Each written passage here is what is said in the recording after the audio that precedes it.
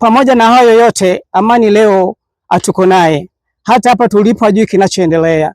Kwa hiyo yote yanayoendelea mahali hapa ni kwa ajili yetu sisi tulio hai. Bwana Yesu apewe sifa. Yawezekana hili jambo Mungu ameliruhusu kwa ajili ya mtu mmoja kati yetu.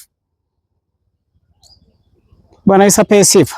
Kwa hiyo naomba tukajifunze neno la Mungu. Wengi tumemtenga Mungu kwa ajili ya maisha yanayoonekana kila siku. Katika nyakati hizi Biblia inasema ni nyakati za mwisho, watu wameacha utukufu wa Mungu, watu wanafuata mambo yao. Cable Guard Security ambako walikuwa wakifanyia kazi ndugu yetu Amani. Amani sisi tunamfahamu vizuri kwa maana kwamba aliwahi kuwa mfanyakazi mwenzetu kwa kipindi hicho. Mwaka 2023 tulifanya naye kazi vizuri baada ya kujiunga na kampuni, lakini bahati nzuri mimi ndio nilikuwa mwalimu wake, kwa sababu kwenye kampuni ni mtu anayetoa mafunzo ya kiulinzi. Kwa hiyo Amani nilimpokea kama mwalimu wake. Kwa kweli alikuwa ni kijana mwelevu sana na alipenda sana ushauri. Bwana Amani tulikuwa tukishirikiana katika matatizo mbalimbali toka alipojiunga na kituo kile. Ilikuwa tukifika hata kuchukua michango ya kawaida ya matatizo ya kata, huwa alikuwa sio mtu wa kusumbua. Tulishirikiana naye kwa hali na mali. Lakini ndio hivyo, mipango ya Mungu tunasema haina makosa.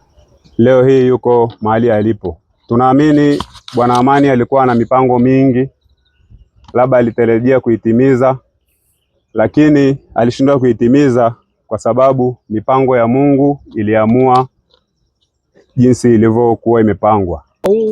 Jamani, kila mtu yoyote aliyehusika hapa Mungu atawalipa na kuwalipa. Unaamini? Wewe unaweza kuliona kama ni tendo la kawaida kwamba tumelifanya hapa kwa sababu wote tunakwenda kule, lakini hapana. Sio kila mtu ambaye anaweza kafundiwa kwamba lazima nimshinikize ndugu yangu nifike kule nifanye nini. Watanzania huwa tunaulizana, huwa hatuulizani makabila. Nimezungumza kabila hapa kwa sababu mimi natoka huko. Yaani uone ule umbali tu huko, lakini hata makabila huwa hatuulizani. Hakuna mtu anayeuliza kabila mwanao kuuliza kabila. Lakini ninajitaja kwa sababu natoka wapi? Natoka mbali. Yaani muangalie huo upendo nyinyi mlionao mkubwa wa kutisha ule wachache. Wewe bwana, mimi nasema asanteni. Elance Edmond Kinabo ni diwani wakati Atemi jiji la Arusha. Sisi ni wafiwa leo. Ndani ya kata yetu tumepata msiba. Tumepoteza kijana wetu Amani. Amani alikuwa ni mchapakazi na alikuwa na njozi yake kubwa tu ndani ya jamii, lakini pia ni pigo kwa taifa.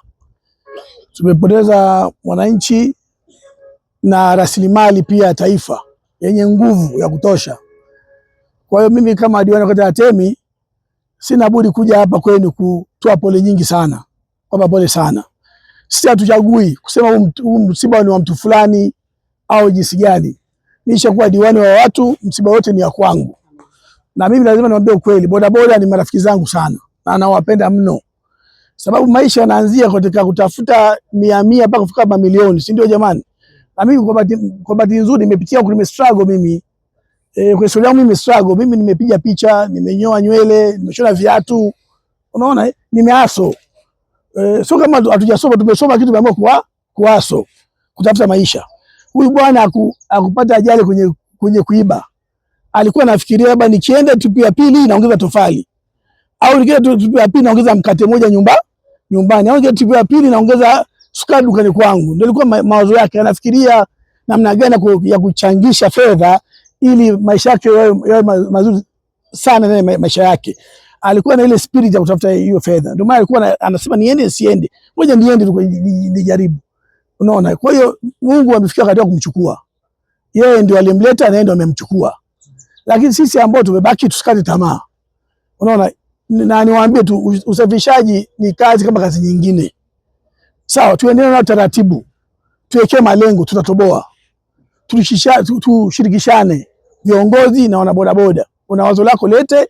So huko sehemu nzuri ya tuchake ambao inakubalika na serikali. Basi tuongezane nguvu pale pa kuwezesha tuwezeshane, lakini tuende kusonga mbele.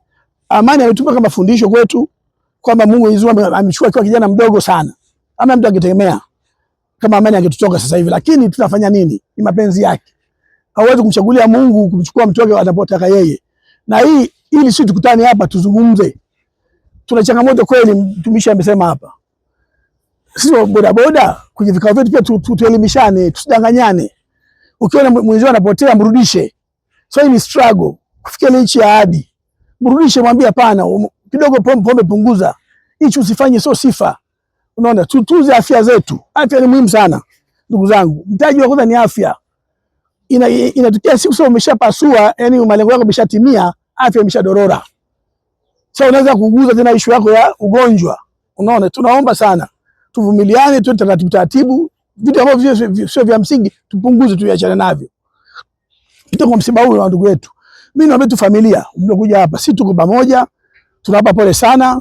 Amani kijana wetu kwa naye pambanaji, na tutaendelea kushirikishana na uongozi wa mwenyekiti wangu wa bodaboda, kwani kuna karibu sana, na bado tunategemea ndani ya kata ya Temeke kufanya mambo makubwa zaidi.